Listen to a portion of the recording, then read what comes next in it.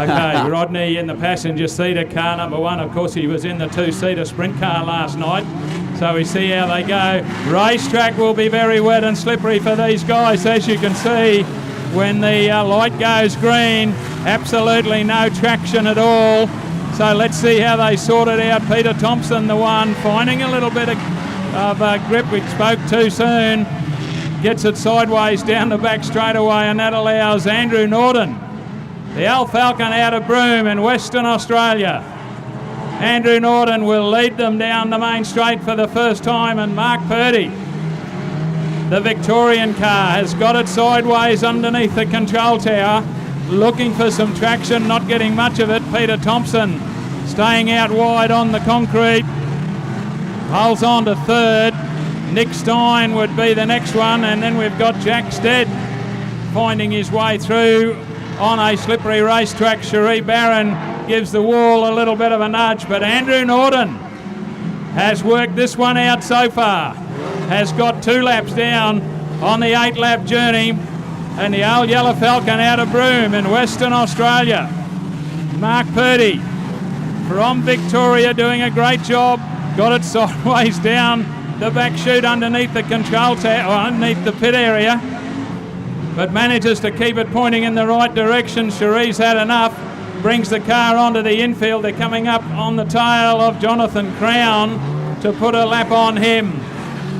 Peter Thompson now in battle with Brad Mendez and Nick Stein, all arguing over position number 3. Jack Stead is in car 10, the next one, and then Michelle Barbler in 81. We go back to our race leader, Andrew Norton. The Al Falcon, she loves the wet racetrack. Down under the control tower he goes. To the better still of Mark Purdy, doing a good job in second. Brad Mendez has got himself off the back of the pack, is up there now in position number 3. Nick Stein is still in the equation, so is Jack Stead. Peter Thompson would be the next one, and then we go back to Michelle Barbler in front of Dion Wood.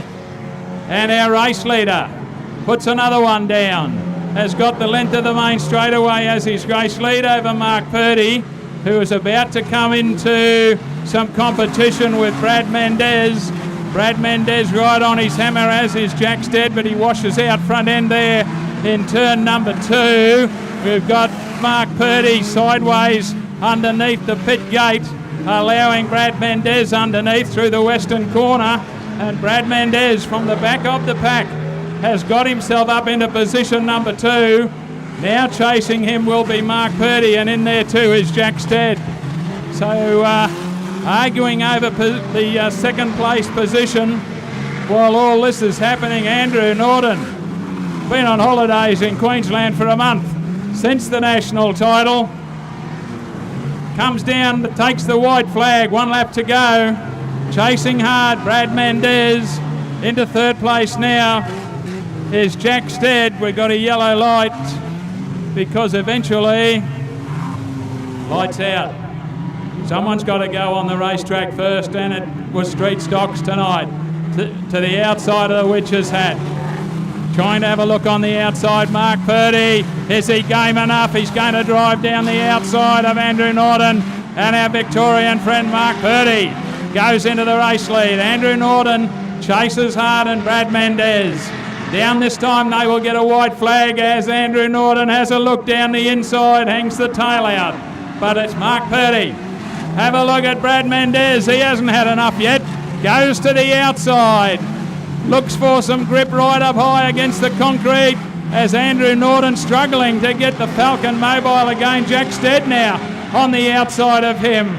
Mark Purdy leads them down the main chute for the final time. And Mark Purdy from Victoria, from Brad Mendez, Jack Stead, Andrew Norton in front of Nick Stein, Peter Thompson the next one home, Dion Wood, Josie Thompson, Michelle Barbler, and completing the journey will be Barry Sir. Well, put your hands together, folks. That is an enormous effort in a street stock on something that's like trying to walk on, well, whatever.